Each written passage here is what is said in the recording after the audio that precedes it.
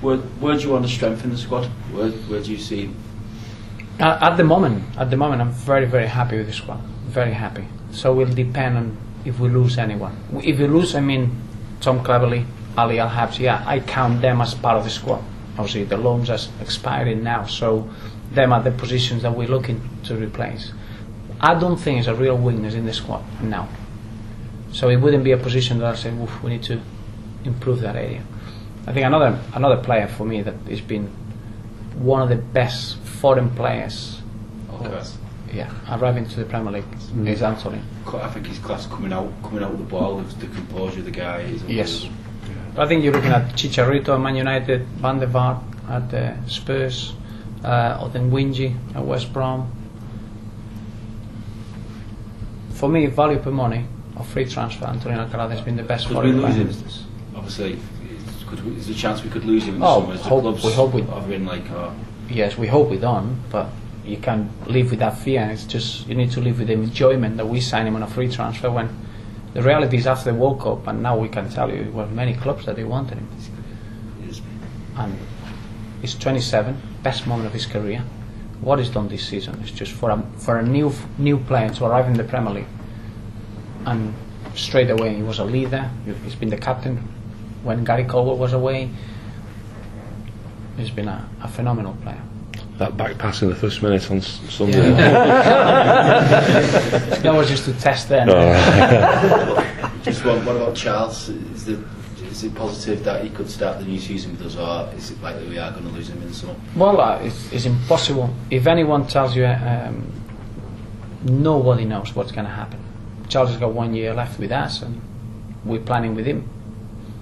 We're talking to him about an extension. Have we approached him with that?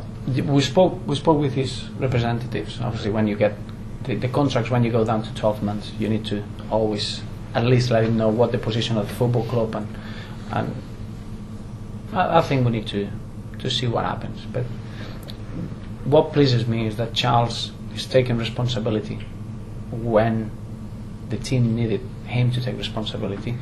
He scored 10 goals this season. He's improved what he did last season. Last season, he found a new role. I thought playing in the right-hand side, and this season we even taken him further, and he's played in the hole and behind the striker.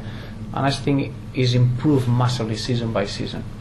Can he carry on improving? I think he can carry on improving with us, but we shouldn't be too concerned about what's going to happen. Whatever happens, it's going to be right for the club. What about your ambitions? You know, you're getting near to retirement now, so... Yes, I'm losing the hair anyway. The wrong example. I mean, you obviously are an ambitious guy. Do you think you can achieve those ambitions here? Would you like to achieve those ambitions here? I always go step by step. I think our ambition is... I'm very, very happy with where we are as a football club. And all the hard work now is allow us to compete in the last 15 games, and that was a real area that I wanted to put right. Last season we performed really well in some games, and we were very, very poor in others, and you cannot achieve anything long term if you carry on performing like that. And that was my personal motivation. Now the next one is being top 10. That doesn't mean we have to be top 10 to be successful. That's very, very different. We need to have our dream and our ambition. And that's my next target. I don't think anything else. Do you have a message for the fans ahead of next season? Is there anything you'd like them to bring, or just carry on as is? Yes, to be very, very, very proud of Wigan Athletic and the achievement of this campaign. Because remember that we started the season in the worst possible way, and I don't think many clubs would have get out of the position that we were in. Then you're looking at all the pundits, and everyone is telling you that it's Wigan Athletic and another 2 to get relegated. And I think it's the time to enjoy our achievement and to start the season with a huge belief, but supporting each other. And if we carry on doing that, I think we can carry on surprising people. But the message is quite clear.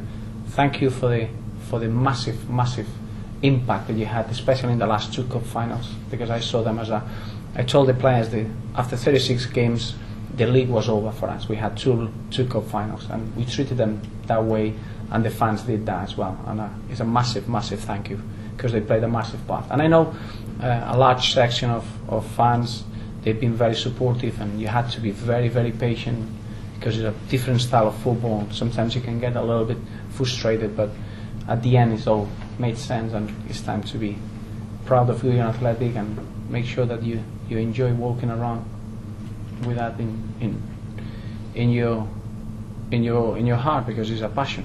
And just remember the story of George is just such an eye opener. That means everything you do in the football club is the life of many families. And when George had the experience that he had against West Ham, and then we were all disappointed before the Stoke game with what happened, that just puts in perspective what effect we can have in people's life. And we wanted to dedicate the achievement to George's family, and make sure that we're very proud of Wigan.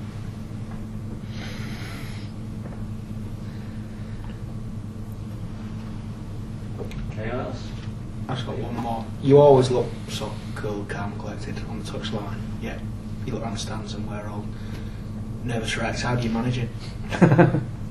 Just I always I never said that, but I stand in the technical area because it's the only way that I can think. I've got no distraction. I've got no people around me, and I'm just enjoying the game and looking how can I help the players. When you do that, I think it's very easy to be calm. It's different when you're thinking about the referee and how the result is going, and you don't play really the game. But I'm very calm during the game because I enjoy the game. After the game is different. I could be really frustrated, like the Chelsea game. I think the Chelsea performance was one of the best performances we had this season away from home, and we got everything taken out of us, and that's when I get really frustrated, and I don't enjoy that moments at all. But during the game it's fine. During the game is good. Half time against West Ham, half time against Stoke. You're calm, you're collected on the side. What are the players like? What do you say to the players? You've got 15 minutes before they go back out, and as they did, they made history here and at Stoke. What do you do to improve that? How do you change that? Well, I think it's important that you just go back to basics and understand why you are 2-0 down at half time. It's all too easy to come in and start shouting and being affected by the result. I think that you need to understand we were the better side. Yes, we were affected by the occasion, but we didn't do too much wrong really. But we wanted to win the game so much that we forgot that you have to do certain things in a game, like defend properly, having intensity in your own box.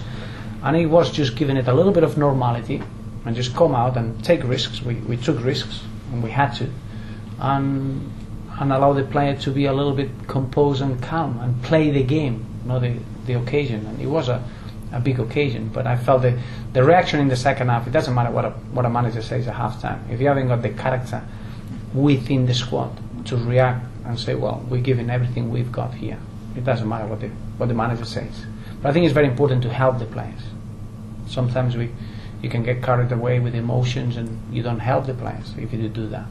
When you are composed enough to read the game and in a way translate it to the players, you can help them. But it goes back to the talent of the squad and the character of the squad, because in that moments, forget all the football concepts go through the window.